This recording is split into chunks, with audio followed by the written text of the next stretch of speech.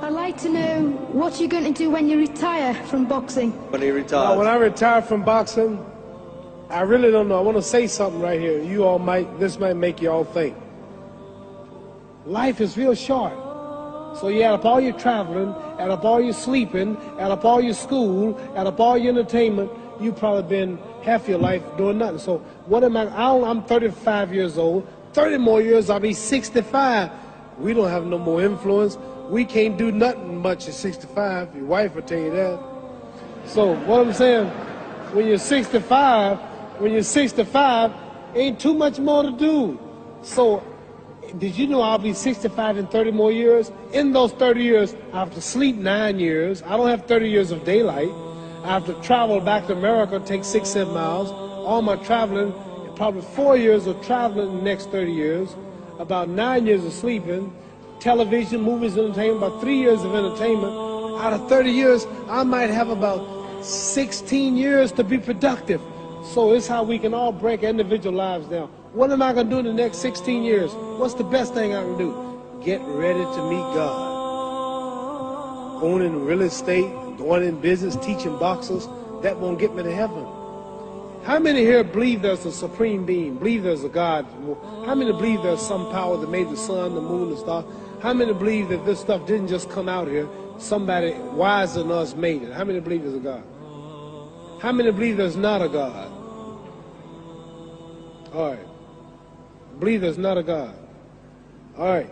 If I told you who don't believe in God, if I told you that this glass sprang into existence, this glass made itself, no man made this glass, would you believe it?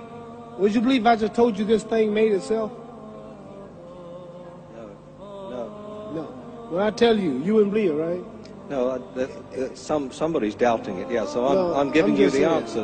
She wouldn't believe it. If I told her this television station popped into existence, it just, no man made it, you said Muhammad Ali's crazy. All right. Well, if this glass can't make itself, if I told you those clothes you have on wove themselves, nobody created them, those clothes made themselves, you wouldn't believe it. But if your clothes didn't make itself, if that glass couldn't make itself, if this building didn't make itself, then how did the moon get out there?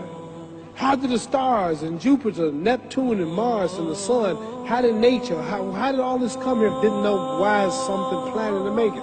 So what I'm saying is, I believe we're going to be judged. Should a man like Hitler kill all the Jews and get away with it? Somebody should punish him. Maybe he get it, don't get it now, he get it when he died, in hell for eternity. So what I'm going to do when I get out of boxing is to get myself ready to meet God, because my plane might blow up. Don't planes blow up in this country sometime and crash? Don't people die every day? Not every day. It's a scary thing to think that I'm going to hell, to burn eternally forever. So what am I going to do? The reason I'm explaining what you asked me a question. You ask me questions I can't just answer like that. When I get out of boxing or when I'm through, I'm going to do all I can to help people. That's why I'm here with Johnny Walker. Here's a poor man, came all the way to America. Here's a bunch of boys need some money, and somebody is calling me to help them. God is watching me. God don't praise me because I beat Joe Frazier. God don't give nothing about Joe Frazier. God don't care nothing about England or America as far as your wealth. It's all his. He wants to know, how do we treat each other? How do we help each other? So I'm going to dedicate my life to using my name and popularity, helping charities, helping people, uniting people, bring people bumming each other because of religious beliefs. We need somebody in the world to help make peace. So when I die, if there's a heaven, I want to see it. Because we live how long? 80 years? The odds are everybody in this room, some of you are going to be dead 20 years from now, some of you are going to be dead 50 years from now, some are going to be dead 30, and some are going to be dead 60, 70 years from now. We all going to die soon. And if you live to be, say, 125 years old, which we don't do, right? Let's say we live to be 250, and you can have sex for 145 of those years. You're going to come to the end after that. So we don't have but about 80 years on earth. This is a test to see where will we spend our life in heaven and hell. This is not the life now. Your real self is inside you. Your body gets old. Some of you go to look at the fridge, you don't have no teeth. Your hair is leaving you. Your bodies get tired, but your soul and your spirit never die. That's going to live forever. So your body is just housing your soul and spirit. So God is testing us on how we treat each other, how we live, to see where our real home be in heaven. So this physical stuff don't last for so long. So my car, this building is going to be here when the man who built it dead. There have been many kings and queens of England. They're all dead. After this one is gone, another one will come. So we don't stay here. We're just trustees. We don't own nothing. Even your children are not yours. If you think I'm lying, your wife is not yours. You don't own your children. You don't own your family. So what am I saying? The most important thing about life is what's going to happen when you die. Are you going to go to heaven or hell? And that's eternity. How long is eternity? Let's imagine. Take the Sahara Desert. There's a lot of sand on the Sahara Desert, right?